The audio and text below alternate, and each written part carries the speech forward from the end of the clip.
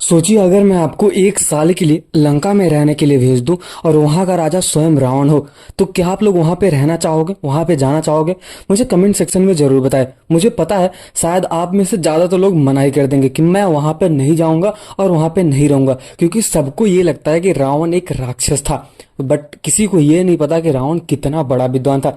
तो चलिए फिर आज के इस कुछ खास वीडियो में हम जानते हैं रावण के कुछ अनोखी विशेषताओं के बारे में। और अगर वीडियो इंटरेस्टिंग लगे तो वीडियो को लाइक और चैनल को सब्सक्राइब तो जरूर कर देना। तो चलिए फिर शुरुआत करते हैं। रावण का नाम सुनते ही मन में एक ताकतवर और विद्वान राक्षस का चित्र उभरता है। जैसा कि मैंने आपको पहले ही बताया कि लंका में एक वही रावण था, वही राक्षस था जो बलशाली था, महाशक्तिशाली था, और उसकी जो विद्वता थी वो महान थी, जो अपनी अद्भुत शक्तियों, घमंड और अद्वितीय व्यक्तित्व के लिए प्रसिद्ध माना जाता है। रावण एक अद्वितीय चरित्र था जिसके गुण और अवगुण दोनों ही इतने प्रभावशाली थे कि उसे समझना आसान नहीं होता। हम अभी के टाइम में रावण को बोल देते हैं कि वो बहुत बड़ा राक्षस था, लेकिन आपको उसके बारे में पता ही नहीं है। अगर मैं आपको आज की इस वीडियो में जो विशेषताएं बताने वाला हूं, आप जानकर हैरान हो जाओगे और आप सच में बोलोगे कि हाँ ठीक है, मैं उसको राक्षस तो मान रहा हूँ, बट उसके अंदर जो अच्छी चीजें थी, जो विद्वता थी, वो बहुत ही नेक्स्ट लेवल की थी, मतलब बहुत ही महानता थी। उसकी विशेषताओं में ज्ञान, तपस्या और आध्यात्मिकता के साथ ही साथ साहस और स्वाभिमान भी था, जो उसे साधारण राक्षसों से कहीं ज्यादा ऊपर रखता था। तो चलिए फिर शुरुआत करते हैं उसकी विशेषताओं से। सबसे पहला है तो असीम ज्ञान। जैसा कि मैं आपको बताना चाहूंगा कि रावण ने वेदों और शास्त्रों का गहन अध्ययन किया था। उसे वेद, आयुर्वेद, ज्योतिष और अन्य सभी शास्त्रों का ज्ञान था। वह एक महान ज्योतिषी भी था, जो खगोल शास्त्र और भविष्यवाणी में निपुण भी माना जाता था। रावण ने भगवान शिव को प्रसन्न करने के लिए कठोर तपस्या की थी, जिसके कारण शिव ने उसे अनेक वरदान दिए थे। दूसरा जो सबसे अच्छी मानी जाती है, मैं भी उसको जानता हूँ, तो वो है अपराजय योद्धा। रावण न केवल एक विद्वान ही था, बल्कि एक महाबलशाली योद्धा भी था। उसने देवताओं, असुरों और यहाँ तक कि ऋषियों पर भी विजय प्राप्त की हुई थी।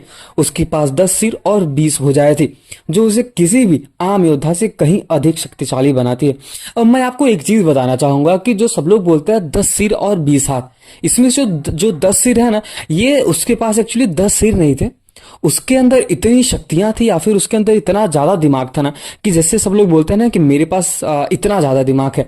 तो आप सोचो, जो रावण था उसके पास 10 सिरों की दिमाग थी, मतलब बहुत ही ज्यादा विद्वता थी, और वही इसको सबसे इंपॉर्टेंट और सबसे खास बनाई जाती है। लेकिन अभी रामायण के टाइम में जो भी आपने कहीं और देखा है, तो वहां पे क्या करते हैं, 10 सिर लगा देते हैं, 10 मुकुट लगा देते हैं, बट ऐसा कुछ भी नहीं था। मुझे जितना पता है, मैंने जितना पढ़ा है रावण के बारे में, यह है कि उसकी 10 सिरों वाली ज्ञान थी, 10 सिरों वाला आईक्यू था, ऐसा कह सकते हैं, या फिर उतना ज्यादा उसके अंदर ज्ञान भरा हुआ था। ये है 10 सिरों की कहानी। तीसरा जो है सबसे महान, शिव का महान भक्त। रावण को भगवान शिव का सबसे बड़ा भक्त माना जाता था। उसने भगवान शिव को प्रसन्न करके कैलाश पर्वत को अपने बल से उठाने का प्रयास भी किया था। वह न केवल शिव का उपासना करता था, बल्कि उसने शिव तांडव श्रोतम का भी रचना की हुई थी।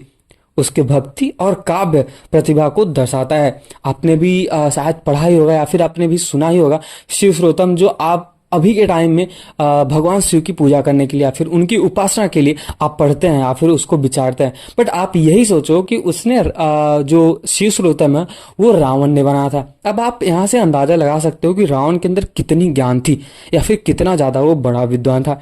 चौथा अगर हम बात करें तो संगीत और कला का प्रेमी। रावण एक कुशल वीणा वादक था। जैसा कि मैं आपको बताना चाहूंगा, उसके पास रावण हत्था नामक एक विशेष वाद्य यंत्र था, जिसे उसने स्वयं ही बनाया था। वह संगीत में इतना ज्यादा निपुण था कि उसने संगीत में देवताओं को भी आकर्षित हो जाते थे। उसकी संगीत प्रेमी प्रकृति उसे अन्य असुरों से अलग बनाती थी। पांचवा जो सबसे इंपॉर्टेंट है, शासक के रूप में न्यायप्रियता। जैसा कि मैं आपको बताना चाहूंगा कि रावण एक ऐसा राक्षस था कि उसके राज्य में कोई भी प्राणी ऐसे नहीं सोता था। मतलब अगर किसी को भी कुछ भी प्रॉब्लम होता था या फिर कुछ भी दिक्कत होता था, रावण एक ऐसा राजा होता था लंका का, जो हर एक वहां के जितने भी लोग रहते हैं सबके पास जाता था और एक एक करके सबके बारे में जानता था। रावण का राज्य लंका सोने की नगरी के नाम से प्रसिद्ध थी। उसने अपने राज्य को समृद्ध, सुरक्षित और शक्तिशाली बनाया था। वह एक न्यायप्रिय और दयालु राजा था। अपने राज्य के लोगों के प्रति उसकी सोच सकारात्मक थी। वह अपनी प्रजा की सुख सुविधाओं का ध्यान रखता था। जैसा कि मैं आपको बताना चाहूंगा कि जब हनुमान जी गए थे माता सीता की खोज के लिए, तो वहां पे एक राक्षसी रहती थी जिसका नाम था त्रिजटा।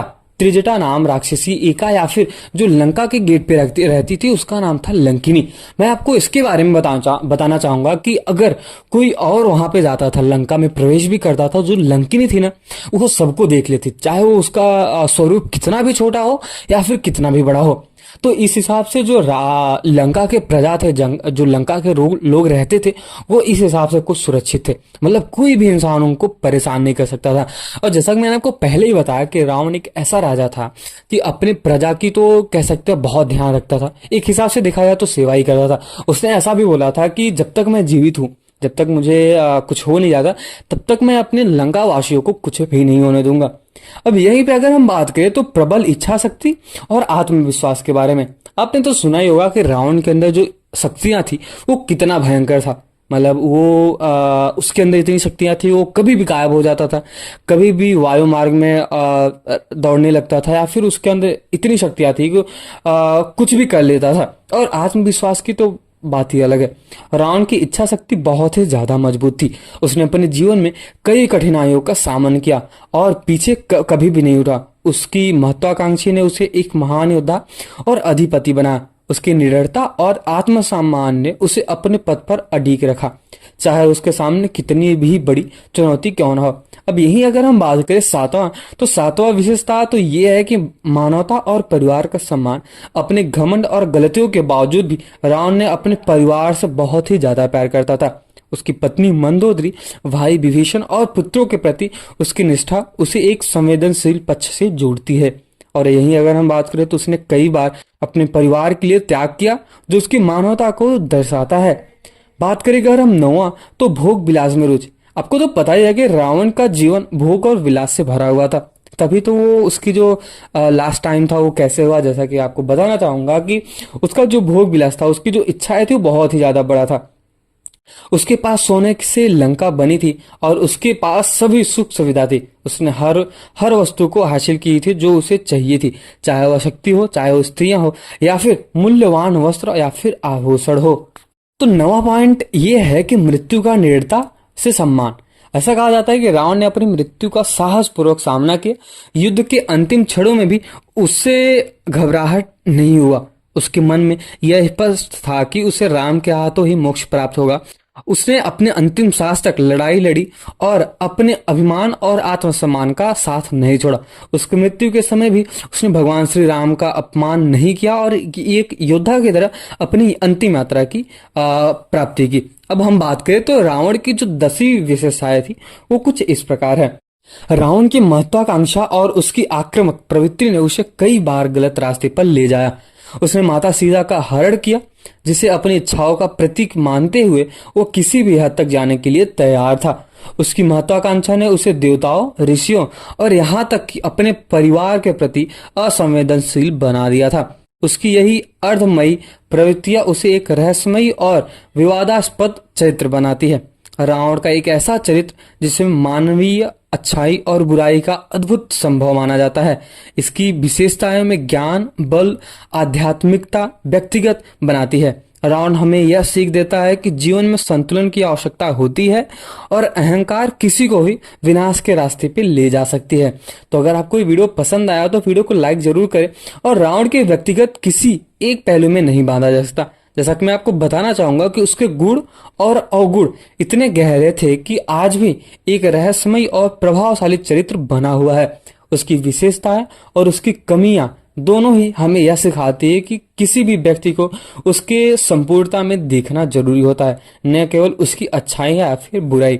तो मैंने आपको जैसे पहले ही बताया कि इतनी सारी अच्छाइयां थी कि, और मैंने आपको अगर यही अभी अगर पूछूं कि मतलब ये सब कुछ जाने के बाद कि रावण के अंदर जो विशेषताएं थी उसको जानने के बाद क्या आप लंका में रहना चाहोगे और वहां का राजा जब स्वयं रावण हो तो?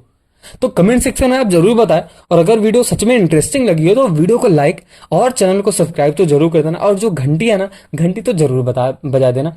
और जाते जाते एक बार कमेंट सेक्शन में जय श्री राम लिख के जरूर जाना। तब तक के लिए मिलते हैं किसी और वीडियो में।